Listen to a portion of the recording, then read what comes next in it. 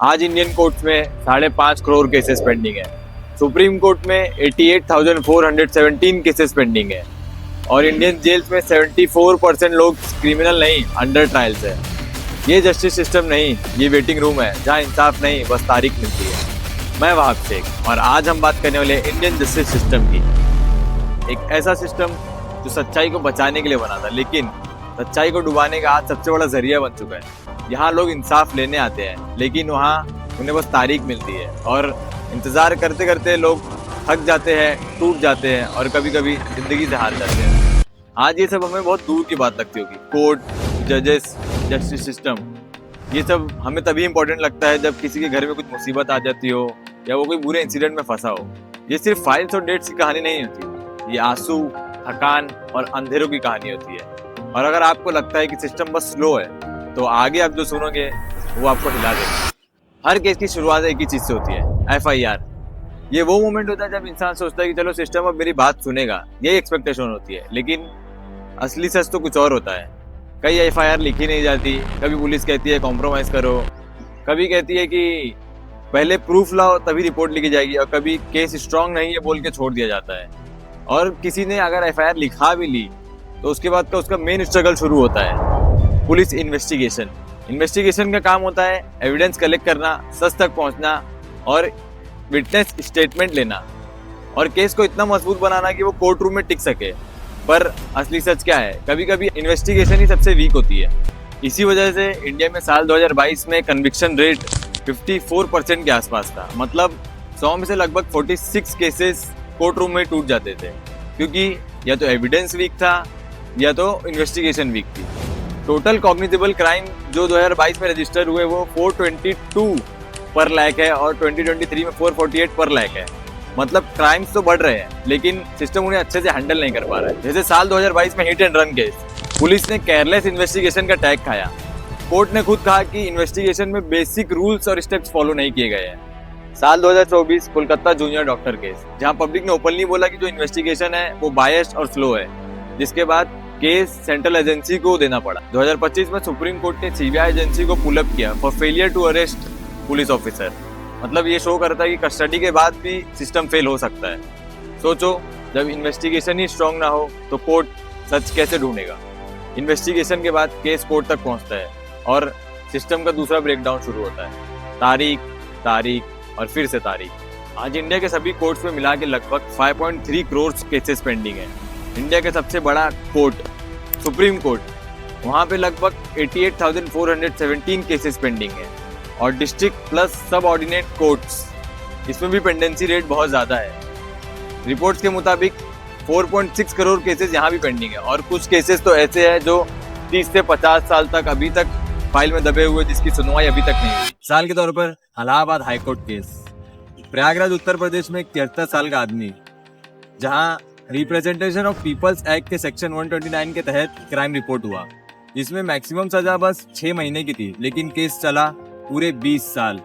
20 साल तक court room में एक भी विटनेस प्रोड्यूस नहीं हुआ और बस एक ही चीज मिलती रही, तारीख। फिर रिसेंटली उसका करंट स्टेटस ये है कि इलाहाबाद हाई कोर्ट ने इस केस को लिथर्जिक बोला और ऑर्डर किया कि 1 महीने के अंदर केस को खत्म करो वरना जज के खिलाफ एक्शन लिया जाएगा। 1986 में एक एम्प्लॉय के ऊपर 100 रुपए घूस लेने का आरोप लगा। केस 39 साल चलता रहा। मल्टीपल हियरिंग्स, अपील्स, पर प्राइवेट ट्रांजैक्शन प्रूफ नहीं हुई। अभी रिसेंटली सितंबर 2025 में छत्तीसगढ़ हाईकोर्ट ने एक्यूज को फ्री कर दिया क्योंकि लीगल एविडेंस नहीं था। What it shows that even if you win after 40 years you still loss. अब आप सोच रहे हो कि चलो ये 2 केसेस गलत हो गए, सिस्टम ने इनको फेल कर दिया, पर ये 2 केसेस की कहानी नहीं है। इंडिया में हर दूसरे केस में यही होता है। इंडिया में ऐसे लाखों करोड़ों केसेस पेंडिंग है, अटके पड़े हुए अभी तक। 2024 की एक रिपोर्ट के मुताबिक इंडिया के कोर्ट्स में 2.45 लाख केसेस ऐसे हैं जो 20 से 30 साल पुराने हैं और भी कुछ 50 साल से ज्यादा पुराने केसेस भी पेंडिंग है। रिपोर्ट्स के मुताबिक हाई कोर्ट्स में 2329 केसेस ऐसे हैं जो 50 साल या उससे ज्यादा अरसे से अटके पड़े हुए हैं। और अभी 2025 के डेटा में सुप्रीम कोर्ट के पास 88,417 केसेस पेंडिंग है, जो बैकलॉग में अब तक का सबसे ज्यादा रिकॉर्ड है। अब सोचो, जो लोग साल दर साल इंतजार करते हैं वो लोग कोर्ट के बाहर हैं, लेकिन उन लोगों का क्या जो जेल के अंदर बंद है बिना कन्विक्ट हुए। हम सोचते हैं कि जेल के अंदर बस क्रिमिनल्स रहते हैं, लेकिन रियलिटी क्या है? आज जेल उन लोगों से भरी हुई है जिनकी क्राइम्स अभी तक प्रूव नहीं हुई है, जो अभी तक कन्विक्ट नहीं हुए हैं। एनसीआरबी के प्रिजनर स्टैटिस्टिक्स रिपोर्ट PSI के मुताबिक दिसंबर 2023 में 5.3 लाख प्रिजनर्स थे, जिसमें 74% ऐसे लोग थे जिसका क्राइम कभी रिपोर्ट ही नहीं किया गया। मतलब लगभग 3.5 लाख के ऊपर लोग ऐसे थे जो जिनका क्राइम कभी रिपोर्ट ही नहीं किया गया और वो अभी भी जेल में है। एनसीआरबी 2023 की रिपोर्ट के मुताबिक 150 अननेचुरल डेथ्स जेलों में हुई। अब आप बताओ, जो इंसान कन्विक्ट भी नहीं है पर फिर भी सजा काट रहा हो, क्या उस सिस्टम को हम जस्टिस सिस्टम कह सकते हैं? सवाल ये नहीं है कि सिस्टम फेल क्यों है, अब सवाल ये है कि फेल्ड सिस्टम को ठीक कैसे किया जा सकता है। आर्टिकल 21 ऑफ इंडियन कॉन्स्टिट्यूशन ये गारंटी करता है राइट टू स्पीडी ट्रायल, यानी किसी भी व्यक्ति की जिंदगी आज़ादी बिना कानूनी प्रोसीजर के छीनी नहीं जा सकती।